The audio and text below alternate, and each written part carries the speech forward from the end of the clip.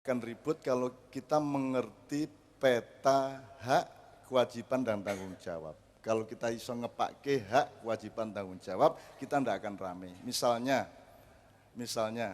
setiap orang itu memegang masing-masing haknya, kewajiban dan tanggung jawabnya tentang agama di hadapan Tuhan. Jadi Anda tidak punya hak untuk menentukan agama saya atau menyalahkan agama saya. Setiap orang tidak punya hak atas orang lain. Karena agama seseorang, keyakinan seseorang itu urusan orang itu dengan Allah. Kita menganjurkan boleh, mengkritik boleh, tapi kita tidak punya hak. Allah mengatakan faman syaa falyu'min, faman syaa falyakfur. Allah saja mengatakan seperti itu, sehingga jadi kalau ada orang ngomong itu kafir, itu musyrik, itu adalah kalimatnya Allah, bukan kata-kata kita. Karena kita tidak punya hak apa-apa atas manusia. Kenapa kita tidak punya hak? Lah kowe ora melu nguripi kok. Ora melu nglairke, ora melu nggawe. Anda kan tidak membikin orang lain. Anda kan bersama orang lain diciptakan oleh Allah. Sehingga tanggung jawab ciptaan Allah adalah kepada Allah. Kowe karo aku orang duwe hak. Misalnya kowe karo bojomu boleh menganjurkan istri untuk sholat, istri menganjurkan suami untuk beribadah kepada Allah. Tapi hakmu nang istri adalah pelayanan sebagai suami dan istri. Tapi kalau agamanya itu adalah hak dan tanggung jawab dan kewajiban masing-masing kepada Allah.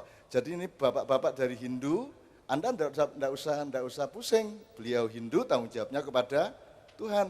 Beliau Katolik tanggung jawabnya kepada Tuhan. Orang nang kowe, lah kayak kowe iki sapa? Lah kowe kok nyalah-nyalahke, aku ora tau kek mangan ya ora tau. Nyaponi latare omahe ya ora tau. Ya to ngirimi sego ya ora tau. Nyacat wae bendino kan gitu kan.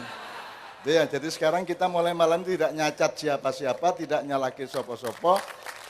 Kita doakan. Nek kowe karo bojomu entuk, Dek, aku wis seminggu lho iki ora dikek. Iya, entuk kuwi. Ya, entuk aku jan kowe bebojoan kuwi kan hak kewajibane antara lain kuwi mau. Ning nek soal salat kowe ora entuk meksa karena salat itu adalah urusan dia sama Allah. Kowe menganjurkan, mendorong, merangsang boleh, ya, mendidik boleh, tapi haknya tetap hanya siapa?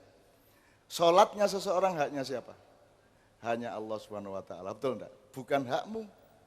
Kita ikut bergembira ada orang mengabdi kepada Tuhan. Jadi sekarang ini saya mohon beliau mendoakan kita semua supaya Tuhan menerima. Dan kita mendoakan beliau-beliau supaya Tuhan menerima.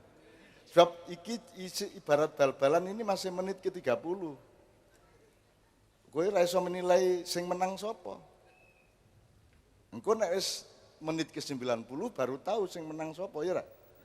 Ha iki sing menit 30 iki. Kowe rasa nyalah-nyalahke gitu loh. Nek jan kowe iki yakin mlebu swarga mbok wis gak wis saiki wae. Bangun ngerepoti wong ning dunya, kan oke banget ya Ra? Bahwa kita yakin itu adalah keyakinan di dalam wilayah cinta kita kepada Allah. Tapi tidak usah menjadi persoalan dengan orang lain, gitu ya. Nek kowe memaksa-maksa orang lain untuk ini itu harus dilihat. Kowe duwe hak apa ora? Kalau Pak Bupati, Pak Wakil Bupati punya hak atas mandat rakyat selama 5 tahun melakukan beberapa hal. Ning ora iso nentokke anake Pak Kain yang desa kaya ora iso jenengi apa no. Pak Bupati memaksa kuwi jenenge anakmu Darsono, lak rono. Jadi hak dan kewajiban harus diketahui secara jelas. Sekarang ini serabutan.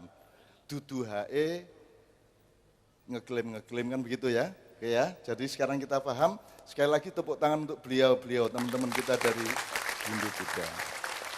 Itu pertama.